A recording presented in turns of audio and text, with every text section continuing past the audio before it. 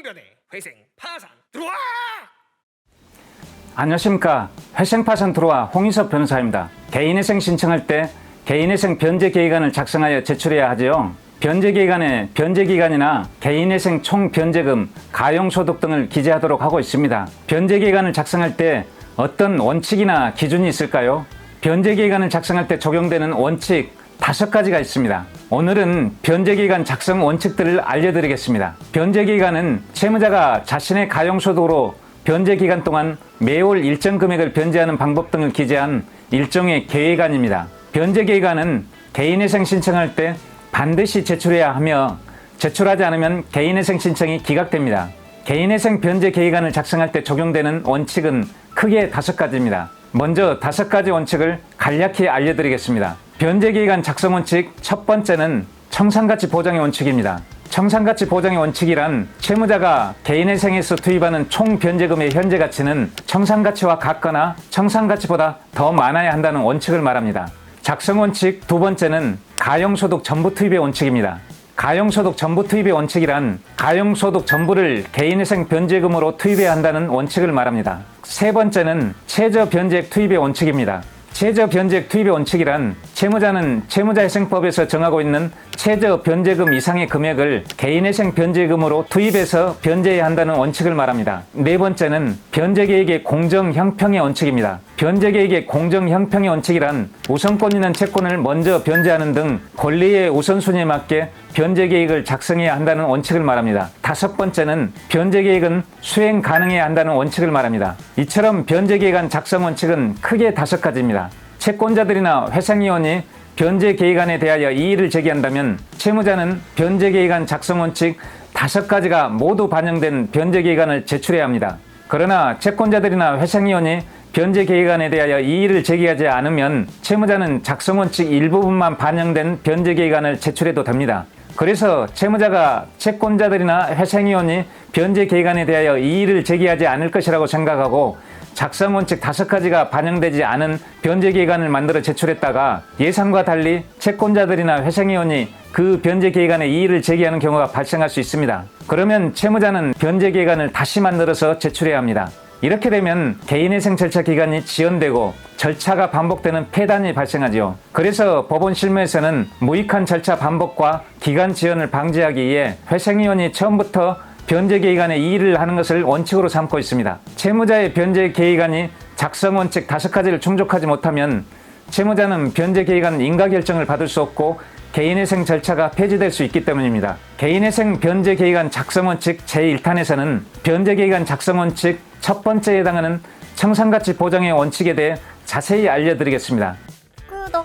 청산가치 보장의 원칙은 채무자가 개인회생에서 투입하는 총 변제금의 현재 가치는 청산가치와 같거나 청산가치보다 더 많아야 한다는 것을 말합니다. 청산가치의 의미를 먼저 알려드리겠습니다. 청산가치란 채무자에 대한 개인 파산 절차에서 채권자들이 배당받을 수 있는 가치를 말합니다. 채권자들은 개인 파산 절차에서 채무자의 총 재산 중 압류금지 재산과 면제 재산을 제외한 나머지 재산을 배당받게 됩니다. 채권자들은 개인 파산 절차에서 환가된 채무자의 재산을 배당받게 되죠. 채무자의 재산이 청산가치에 해당된다고 할 수 있습니다. 압류금지 재산과 면제 재산의 의미도 간략히 알려드리겠습니다. 압류금지 재산은 우선 변제를 받을 소액주택 임차보증금, 예금 185만원, 보험 예상 해지 환급금 150만원, 퇴직연금 채권 등이며 압류가 금지되어 있습니다. 소액주택 임차보증금의 범위는 서울특별시의 경우 5천만원, 인천광역시 일정 지역 및 수원시 등의 경우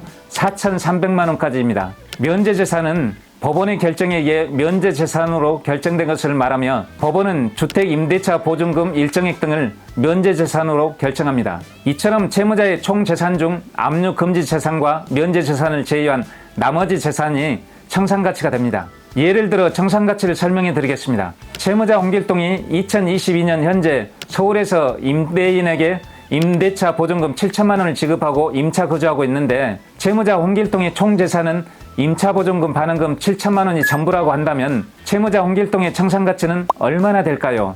알려드리겠습니다. 서울에서 2022년 현재 우선 변제를 받을 소액주택 임차 보증금은 5천만 원입니다. 채무자의 총 재산 중 압류 금지 재산과 면제 재산을 제외한 나머지 재산이 청산가치가 되므로 채무자 홍길동의 청산가치는 채무자의 총 재산인 임차보증금 반환금 7천만 원에서 압류 금지 재산인 우선 변제 소액 임차보증금 5천만 원을 제외한 나머지 임차보증금 2천만 원이 청산가치가 됩니다. 이번에는 개인회생 총 변제금과 개인회생 총 변제금의 현재 가치를 알아보겠습니다. 개인회생 총 변제금은 개인회생을 하는 채무자가 변제 기간 동안 투입하는 변제금의 합계를 말합니다. 채무자의 개인회생 총 변제금의 현재 가치는 변제 기간 인가일을 기준으로 한 개인회생 총 변제금의 현재 가치를 말합니다. 변제 기간 인가일을 기준으로 하여 계산하는데 매달 투입하는 월 가용소득의 변제 기간에 대한 현가율 수치를 곱하여 계산합니다. 현가율 수치는 현재 가치율 수치라고도 하죠. 변제 기간이 3년, 즉 36개월이라면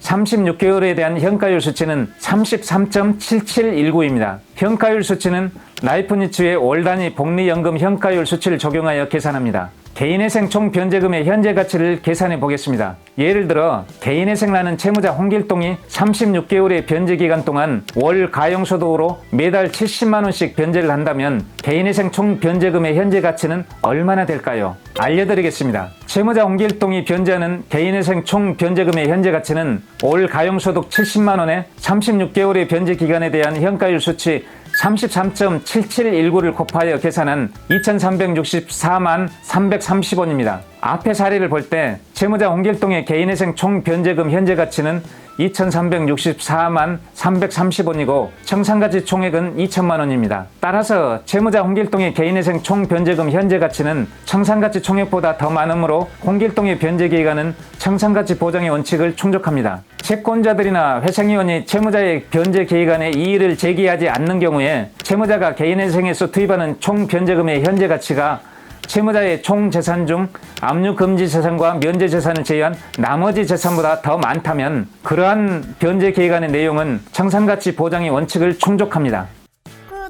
채권자들이나 회생위원이 채무자의 변제 기간에 이의를 제기하지 않을 경우 앞에서 알려드린 것처럼 변제 기간은 청산가치 보장의 원칙을 충족하게 됩니다. 그러나 채권자들이나 회생위원이 채무자의 변제 기간에 대하여 이의를 제기한다면 청산가치 보장의 원칙을 유지하기 위해서는 두 가지 요건을 모두 충족해야 합니다. 첫째 요건은 변제 기간의 인가결정일을 기준으로 하여 채무자가 투입하는 전체 개인회생 총 변제금의 현재 가치가 청산가치 총액과 같거나 청산가치 총액보다 더 많아야 한다는 것입니다. 채권자들이나 회생위원이 변제 기간에 이의 제기를 하지 않으면 이 첫째 요건만 충족해도 됩니다. 둘째 요건은 변제 기간의 인가 결정일을 기준으로 하여 변제 기간에 이의를 제기한 개인회생 채권자가 개인회생 절차에서 지급받는 변제금의 현재 가치가 그 개인회생 채권자에 대한 청산가치 배당액과 같거나 청산가치 배당액보다 더 많아야 한다는 것입니다. 개별 개인회생 채권자에 대해서도 변제금의 현재 가치가 청산 배당액보다 더 많아야 한다는 것이죠. 이처럼 채권자들이나 회생위원이 채무자의 변제 기간에 대하여 이의를 제기한다면 이 두 가지 요건을 모두 갖춘 변제 기간을 작성해야 하며 그래야만 청산가치 보장의 원칙이 유지됩니다. 다시 정리해 본다면 채권자들이나 회생위원이 채무자의 변제 기간에 이의를 제기하는 경우에 변제 기간이 청산가치 보장의 원칙을 유지하려면 첫째, 채무자가 변제 기간 동안에 투입하는 전체 총 변제금의 현재 가치가 청산가치 총액보다 더 많아야 하고 둘째, 개인회생 채권자가 개별적으로 변제받는 변제금의 현재 가치도 개별적인 청산가치 배당액보다 더 많아야 합니다. 현재 법원의 실무는 회생위원이 채무자의 변제 기간에 대하여 이의를 하는 것을 원칙으로 하고 있습니다. 그러므로 채무자는 개인회생 신청을 할 때부터 청산가치 보장의 원칙 요건 두 가지를 모두 갖춘 변제 계기간을 만들어 제출해야 합니다. 그래야만 채무자의 변제 계기간은 청산가치 보장의 원칙을 인정받을 수 있습니다. 일반적으로 채무자에게 아무런 재산이 없고 월 가용소득만으로 개인회생 채권을 변제하는 내용의 변제 계기간이 작성되는 경우에 청산가치 보장의 원칙이 문제되는 경우는 거의 없습니다. 그러나 채무자에게 재산이 있는 경우에는 청산가치 보장의 원칙이 문제되는 경우가 종종 발생합니다. 왜냐하면 채무자에게 재산이 있는 경우에는 월 가용소득을 변제금으로 전부 투입하더라도 개인회생 변제금의 현재 가치가 청산가치보다 더 적고 청산가치 보장의 원칙을 충족하지 못하는 경우가 종종 발생하기 때문입니다. 개인회생 변제금의 현재 가치가 청산가치보다 더 적은 경우에는 채무자의 재산 일부분을 개인회생 변제금으로 투입하고 그런 내용으로 변제계획안을 작성하는 것이 필요합니다. 변제계획안이 청산가치 보장의 원칙을 충족할 수 있도록 하기 위해서입니다. 개인회생 변제금의 현재 가치가 청산가치보다 더 적고 청산가치 보장의 원칙이 충족되지 못하는 경우에는 변제계획안은 인가결정을 받지 못하고 개인회생 절차가 폐지될 수 있습니다. 지금까지 회생파산 트루와 홍인섭 변호사였습니다. 감사합니다.